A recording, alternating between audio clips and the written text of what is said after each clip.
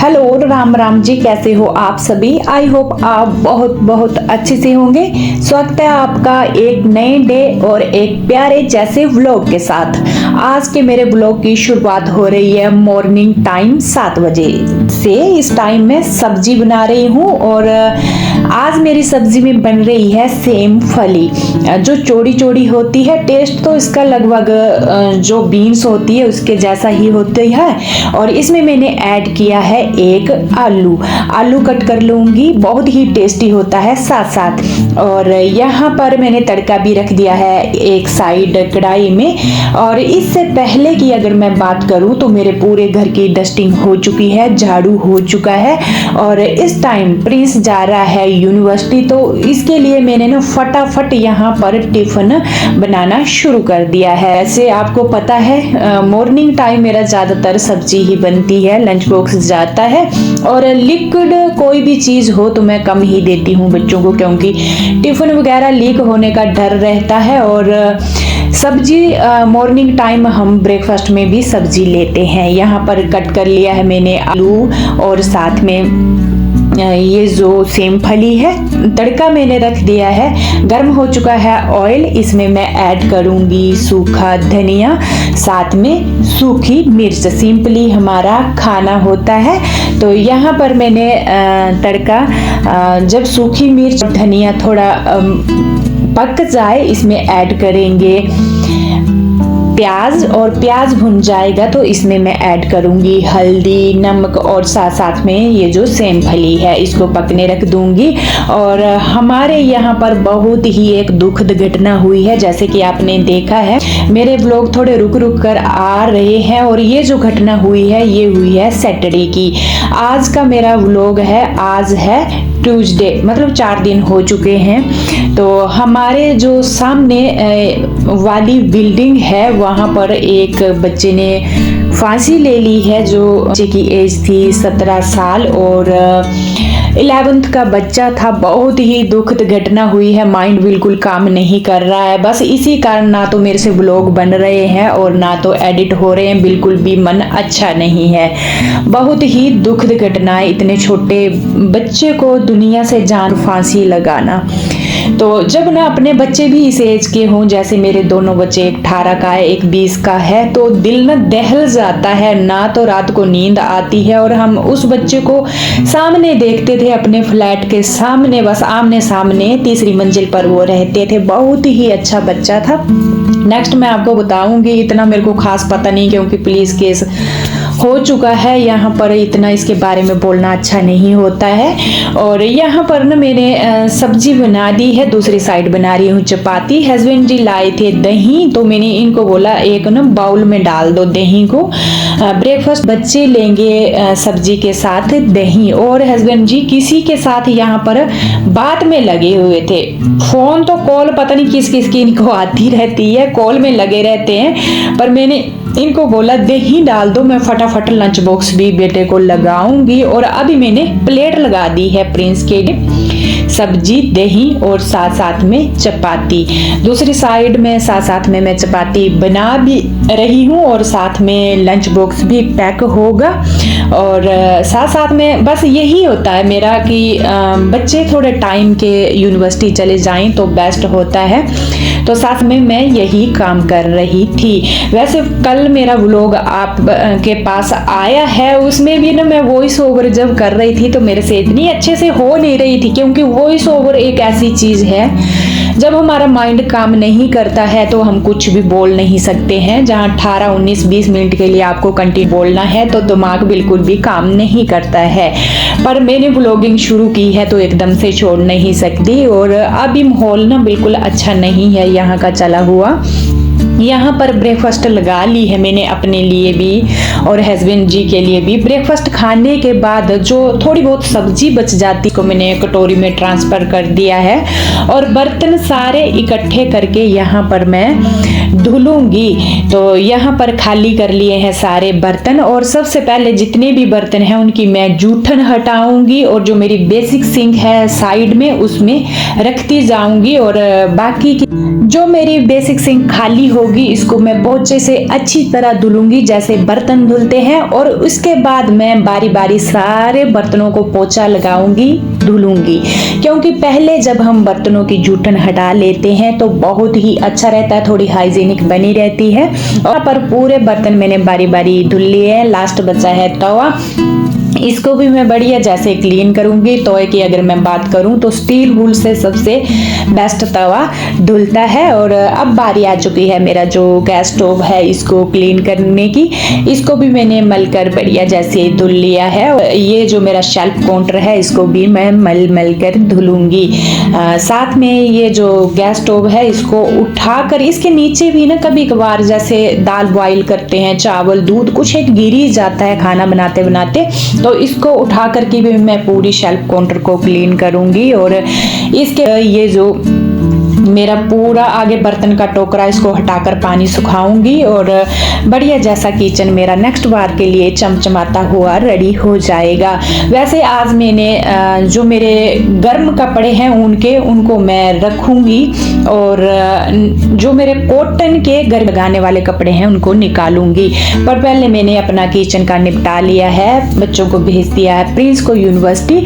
और ये जो मैंने कपड़े लगाए हैं फ्रेंड्स, अगर मैं बात करूं तो ऊपर वाली टी शर्ट है हस्बैंड जी की, उन्होंने लगाई थी एक दिन, दरवाजे के पीछे लटकी थी तो मैंने बस ये लगा ली थी। मेरे कपड़े बाकी के जितने भी हैं वो अभी पैक ही हैं पड़े हुए बेड के अंदर। आज मैं उनको निकालूंगी जितने भी मेरे कॉटन के हैं, नाइट सूट हैं, क्योंकि यहाँ पर हल्की हल्की मेरे को लग रहा है गर्मी होने लग पड़ी है। और जितने भी मेरे वूलन के कपड़े हैं उनको मैं रखूंगी, उनमें ना अच्छा खासा टाइम लगता है। तो यहाँ दिन की भी तैयारी कर दी है। यहाँ पर जो मेरे चित्रा राजमा होते हैं, सबसे ज्यादा हम चित्रा राजमा ही लाते हैं क्योंकि ये जल्दी गलते हैं और अच्छे होते हैं। यहाँ पर इनको मैं पानी में भिगो दूंगी। तो आज मेरे लंच में बनेंगे राजमा चावल, तो बहुत जल्दी गलते हैं। वैसे इनको कभी कभार तो मैं बिना भिगोए भी डाल देती हूँ, जैसे और दालें बनती हैं वैसे ये बन जाते हैं, क्योंकि आजकल ना ये बहुत बढ़िया लगे मेरे को। तो यहाँ पर मैंने भिगोने के लिए डाल दिए हैं और बाकी की डस्टिंग तो मेरे पूरे घर की हो गई है। थोड़ा बहुत बच्चों का बेड था, इसको मैंने बना दिया है, बस डेकोरेट कर दिया है। वैसे मैंने दीक्षु को बोला था कि बेटा बेड को झाड़ दे, बना दे, वैसे उसने बना दिया था, पर जब तक मेरा हाथ नहीं लगेगा तो मेरे को तसल्ली नहीं आएगी। और अब मैं पहुंच चुकी हूं बाहर। जो हमारा एंट्री डोर है उसके बाहर जो हमारी सीढ़ियां हैं इसके ऊपर भी हमारा पोछा लगता है। तो अभी यहाँ पर मैं लगा रही हूँ झाड़ू।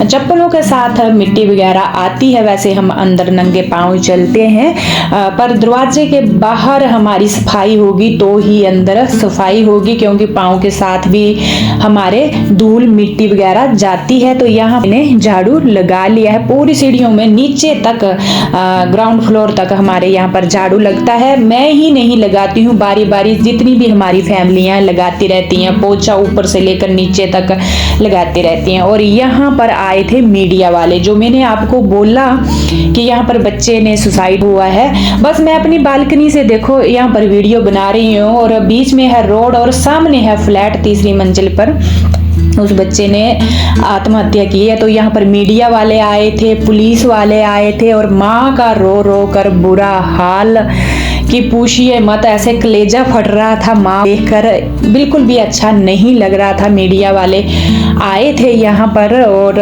बहुत ही अच्छा बच्चा था। अगर मैं बोलूँ तो क्या मिस्टेक हुई क्या नहीं हुआ कोई पता नहीं है, पर पुलिस आई थी, थोड़ा बहुत पुलिस का केस है। और यहाँ पर एफआईआर भी माँ बाप के द्वारा करवा रहे हैं। मेरे को लगता है पुलिस वाले नहीं कर रहे हैं, वो क्या रीजन है क्या नहीं, पर अभी तक पुलिस वालों ने एफआईआर दर्ज नहीं की है।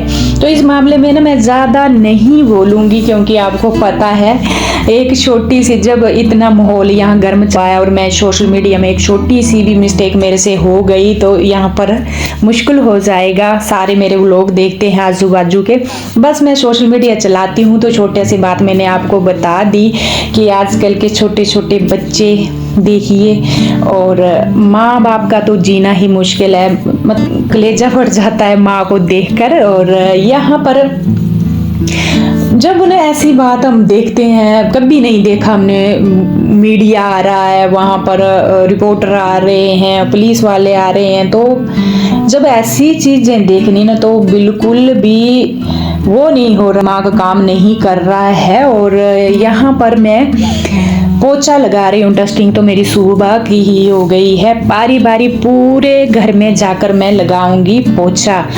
और यहाँ पर रूम में से तो मैंने पूरे रूम में लगा दिया है पोछा, और अब पहुंच चुकी हूँ लिविंग रूम। इतनी भी मेरी चेयर है इनको हटाकर बढ़िया जैसे मैंने पोछा लगा दिया है।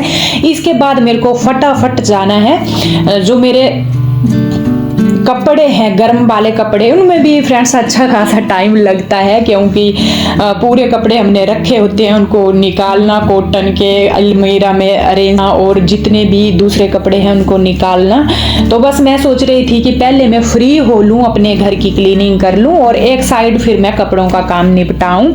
और बीच में ना रुक रुक कर जब किसी की रोने की आवाज़ या कोई कुछ सुनाई दे ना, तो ध्यान बिल्कुल मतलब मन बिल्कुल खराब हो जाता है। और यहाँ पर मेरा पोछा लग चुका है, मैट वगैरह भी मैंने बिछा दी है। तो यहाँ पर फाइनली लुक मैं आपको अपने घर का दिखाऊंगी, जो मैंने पोछा वगैरह लगाकर क्लीनिंग करके चमका दिया है पूरे घर को, आप देख सकते हैं। और इसके बाद मैं जाऊँ नहाने। पोछा लगाने के बाद ही ज़्यादातर मैं ना पोछा बस कोशिश करती हूँ कि नहाऊं तो मैं पोछा लगाने के बाद नहाऊं, तो अच्छा लगता है, थोड़ा मन को सुकून मिलता है। और यहाँ मैं जाते बाथरूम में देख रही हूँ कि मेरा जो हैंड वॉश है ये ख़त्म हो चुका है, और इन्हें 2 पाउच हैंड वॉश के डाले हैं। वैसे इसको ख़त्म हुए अगर मैं बोलूँ 2-3 दिन के करीब हो चुके हैं, पर ना तो हिम्मत हुई हस्बैंड जी को इसमें ये डालने की हैंड वॉश, और ना तो बच्चों को हुई। वो साबुन यूज करने लग पड़े थे, पर उन्होंने ये भी नहीं हैंड वॉश इसमें डाला। वैसे कैंटीन का सामान हम इकट्ठा लाते हैं तो एक जगह ही पड़ा होता है, ये कैंटीन के हमने लाए थे तो ये पड़े हुए हैं, तो मैंने ये 2 लिए और इसमें ट्रांसफ़र कर दिए हैं, डाल दिए हैं। और थोड़ा सा मैं इसमें ना पानी ज़रूर ऐड करती हूँ, क्योंकि ये ना बहुत ही ठीक ऐसे घना घना, थोड़ा सा हम पानी इसमें ऐड करेंगे तो बढ़िया रहता है। और इसी के साथ साथ ही मैंने ये जो शीशा है इसको भी क्लीन किया, साथ साथ में वॉश में ही क्लीन किया। और जब मैं नहाने जाती हूँ उसी टाइम वॉश बेसिन, टॉयलेट, बस ये सारी चीज़ें क्लीन करती हूँ, टैब वगैरह और बाथरूम वगैरह पूरा इसी टाइम ही क्लीन करती हूँ। और इसके बाद अभी मैं आ गई हूँ नहा करके, और ये जो कपड़े बस फटाफट से थोड़ा सा बेड उठाया और वो कपड़े जहाँ मैंने रखे हैं, बस एक सूट मैंने वहाँ से खींच लिया, जो मेरे हाथ में लगा वो मैंने खींच लिया अभी लगाने के लिए। तो ये मेरा कॉटन का नाइट सूट है। वैसे मैं डे को भी लगाती हूँ, क्योंकि यहाँ फ्लैटों में यही चलते हैं। अब चंडीगढ़ में चलाती हुई गर्मी चलेगी तो कुर्ता सलवार लगाने का तो कोई सवाल ही नहीं बनता। बस ये सॉफ्ट कॉटन के जो नाइट सूट होते हैं, डे नाइट यही काम आते हैं और बिल्कुल कंफर्टेबल होते हैं। तो यहाँ पर मैंने बाल भी धुले हैं, मैंने बालों में क्लचर लगा लिया है और जितना खाकर बाहर आई। और यहाँ पर देखिए मेरे बेटे ने क्या कर दिया है। दीक्षांत ठाकुर जो मेरा छोटे वाला बेटा है, यहाँ टीवी देख रहा था, और यहाँ पर जो हमारा डाइनिंग टेबल है, पता नहीं ये क्या कर रहा था। साथ में म्यूजिक सिस्टम भी हमने रखा है। बोलता मैंने जोर से हाथ रखा, इसका शीशा टूट गया। अब हमें इसको लिए हुए 5 साल हो गए, छठा चल पड़ा, अभी तक हाथ रखने से ये नहीं टूटा। वो कैसे तोड़ा कोई पता नहीं। बस मैं नहाकर बाहर आई तो ये टूटा हुआ दिखा मेरे को, जो ये डाइनिंग टेबल का शीशा है। तो यहाँ पर हस्बैंड जी खुद आए, बोला इसको मैरिज में छोड़ आता हूँ, कल सुबह कचरे वाला आएगा तो ले जाऊंगा, क्योंकि इसके ना बहुत ही पहने शीशे हैं जो नीचे भी बिखर गए थे। और जब हस्बैंड जी नीचे लेकर गए शीशे को, हल्के हल्के 2 जगह उनके कट भी लग गए और ब्लड भी आ गया। तो ये नुकसान हमारा आज हो गया। कुछ ना कुछ होता रहता है। तो लगता 15-20 दिन 25 दिन पहले मोबाइल गुम हुआ था 20,000 का, अभी ये शीशा तोड़ दिया। और आज ही हस्बैंड जी मोबाइल लाए, इसके लिए नया तो नहीं लाए पर एक हमारे पास मोबाइल था वो थोड़ा ना काम नहीं कर रहा था, तो ये गए जो मोबाइल मार्केट है चंडीगढ़ की, वहाँ पर इन्होंने उस मोबाइल को ठीक करवाया, पैसे लगाए और अभी अंदर एंट्री ही की उन्होंने